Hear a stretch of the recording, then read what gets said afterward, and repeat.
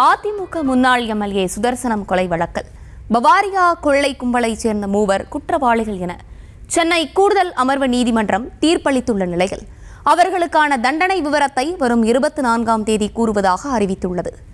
தென்னிந்தியாவை கதிகலங்கச் செய்த பவாரியா கொள்ளை கும்பலை அவர்களது இருப்பிடத்திற்கே சென்று தட்டி தூக்கி வந்த நிலையில் அந்த கொடூர கும்பலின் பின்னணி பற்றி விவரிக்கிறது இந்த செய்தி தொகுப்பு. கடந்த 2005 ஜனவரி 9ஆம் தேதி நள்ளிரவு நேரத்தில் நடந்தது அந்த பயங்கர சம்பவம். திருவள்ளூர் மாவட்டம் பெரியபாளையம் அருகே தானாக்குளம் கிராமத்தில் வசித்து வந்த கும்மிடிப்பூண்டி எம்எல்ஏ சுதர்சனத்தை ஆயுதமேந்திய பவாரியா கொள்ளை கும்பல் துப்பாக்கியால் சுட்டு கொலை செய்துவிட்டு அவரது வீட்டில் இருந்தவர்களை துப்பாக்கி முனையில் மிரட்டி 60 சவரனுக்கு மேலான தங்க நகைகள் மற்றும் பணத்தை கொள்ளையடித்து சென்றது. ஆளும் கட்சி எம்எல்ஏவும் முன்னாள் அமைச்சருமான சுதர்சனத்தை வீடு புகுந்து துப்பாக்கியால் சுட்டு கொன்ற சம்பவம் அப்போது தமிழ்நாட்டில் பெரும் அதிர்ச்சியையும் பரபரப்பையும் ஏற்படுத்தியது. இந்த சம்பவத்தில் ஈடுபட்ட கொள்ளையர்களை சுட்டு பிடிக்க அன்றைய முதலமைச்சராக இருந்த ஜெயலலிதா அதிரடியாக உத்தரவிட்டிருந்தார். நம்ம சம்பவம் அப்பா சட்டமன்ற உறுப்பினர் இருந்ததால அம்மா இதை கேஸ் இது தொடர்ந்து தமிழ்நாட்டில் தொடர்ந்து நடந்துட்டு இருக்கு, இதை ஸ்டாப் பண்ணணும்னு சொல்லிட்டு ஐயா ஜாங்கிர் தலைமையில் ஒரு பெரிய குழு அமைச்சு அவங்க வடநாட்டில் போயிட்டு அந்த கொள்ளையர்கள் கடும் அந்த நேரத்தில் அங்கே கடும் பனிப்பொழிவு இருந்தாலும் அதை பொருட்படுத்தாமல் நம்ம காவல்துறை இருந்து கிட்டத்தட்ட 3 முதல் 4 மாதங்கள் அனைத்து கொள்ளையர்களையும் பிடிச்சிட்டு வந்துட்டாங்க. கூடுதல் ஆணையராக இருந்த SR ஜாங்கிச் என அழைக்கப்படும் சங்கரம் ஜாங்கிச் ஐஜி தலைமையில் 5 தனிப்படைகள் அமைக்கப்பட்டு தீவிரமாக விசாரணை மேற்கொள்ளப்பட்டது. இந்த கொலை கொள்ளை சம்பவத்தில் வட மாநிலத்தைச் சேர்ந்த கும்பல் ஈடுபட்டிருப்பதை அறிந்த தனிப்படை போலீஸ் கொலையாளிகள் விட்டு சென்ற கைரேகைகளை வைத்து வடமாநில சிறைச்சாலைகளில் உள்ள பழைய குற்றவாளிகளின் கைரேகைகளோடு ஒப்பிட்டு பார்த்தது.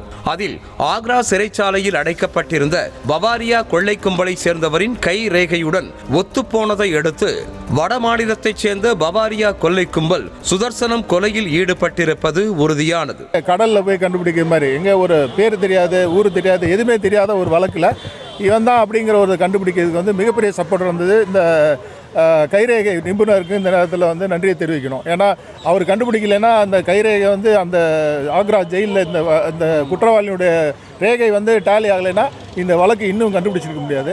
இதனையடுத்து தமிழகத்தில் கடந்த 1995 முதல் 2005ஆம் ஆண்டு வரை நெடுஞ்சாலை ஓரமுள்ள வீடுகளில் நடந்த கொலை மற்றும் கொள்ளை சம்பவங்கள் தொடர்பான வழக்குகளை தூசி தட்டி விசாரிக்க தொடங்கியது தனிப்படை. கண்டெய்னர் லாரிகளில் பயணம் செய்யும் பவாரியா கொள்ளை கும்பல் நெடுஞ்சாலை ஓரம் தனியாக இருக்கும் வீடுகளை பகல் வேளையில் நோட்டமிடும். இதற்காக அந்த கும்பலில் இடம்பெற்றுள்ள பெண்கள் பகல் வேளையில் அந்த வீட்டில் உள்ளவர்களின் விவரம், அவர்களது பின்னணி குறித்து விசாரித்து தங்களது குழுவினரிடம் தெரிவிக்கும். பின்னர் இரவில் லாரிகளில் கூட்டமாக வந்திறங்கும் பவாரியா கொள்ளை கும்பல் அந்த வீட்டிற்குள் ஆயுதங்களோடு தடாலடியாக புகுந்து கண்ணில் பட்ட அனைவரையும், அது சிறியவர்களாக இருந்தாலும் எந்தவித ஈவு இரக்கமும் பார்க்காமல் ஆயுதங்களால் தாக்கி கொலை செய்துவிட்டு வீட்டில் இருக்கும் பொருட்களை கொள்ளையடித்து செல்வதை ஃபார்முலாவாக பின்பற்றி வந்தது விசாரணையில் தெரிய வந்தது. லாரி கும்பல் என வட மாநிலத்தில் அழைக்கப்பட்ட இந்த பவாரியா கொள்ளை கும்பல் உத்தரப்பிரதேசம், ராஜஸ்தான், ஹரியானா மாநிலங்களில் குறிப்பிட்ட பகுதியில் வசித்து வரும் வேட்டையாடும் சமூகத்தைச் சேர்ந்தவர்கள் ஆவர். இதனையடுத்து ராஜஸ்தான், ஹரியானா, உத்தரப்பிரதேசம் ஆகிய மாநிலங்களில் முகாமிட்ட தனிப்படை போலீசார் பல மாதங்களாக அங்கேயே தங்கியிருந்து இஸ்திரி கடைக்காரர், டீ விற்பவர், லாரி ஓட்டுநர் என மாறு வேடங்களில் கொள்ளையர்களை பற்றி தகவல் சேகரித்தனர். 2006 மார்ச் மாதம் ஜாங்கிர் தலைமையிலான தனிப்படை போலீசார் உத்தரப்பிரதேச அதிரடிப்படை போலீஸ் உதவியோடு பவாரியா கொள்ளை கும்பலை வேட்டையாட தொடங்கினர். மீரட் அருகே ஒரு வீட்டில் தமது கூட்டாளிகள் 3 பேருடன் பதுங்கியிருந்த பவாரியா கொள்ளை கும்பலின் தலைவன் சத்தியவீர் என்கிற புறா உள்ளிட்ட 2 வரை என்கவுண்டரில் சுட்டுக் கொன்றது தனிப்படை police.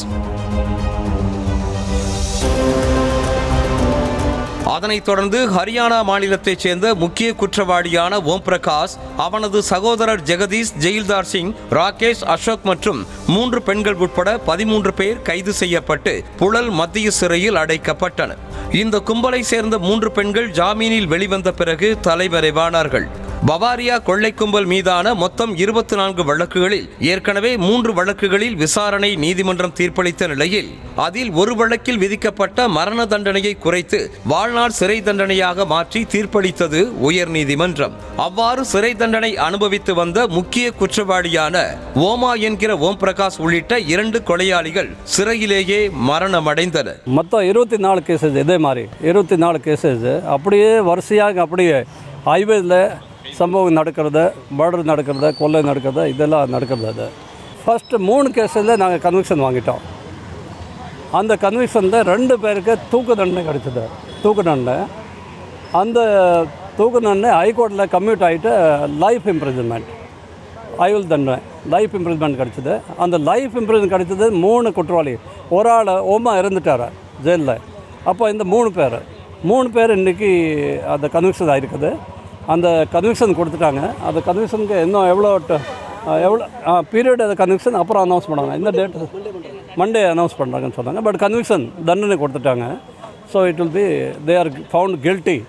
So we are very grateful that the judiciary has taken all the evidences very clearly, and Tamil Nadu police என்னோட பெரிய வாழ்த்துக்கள். இந்த நிலையில் சுதர்சனம் கொலை வழக்கில் மீதமுள்ள ஜெகதீஷ், ராகேஷ், அசோக் மற்றும் ஜெயில்தார் சிங்கிற்கு எதிரான வழக்கு சென்னை கூடுதல் அமர்வு நீதிமன்றத்தில் நடைபெற்று வந்தது.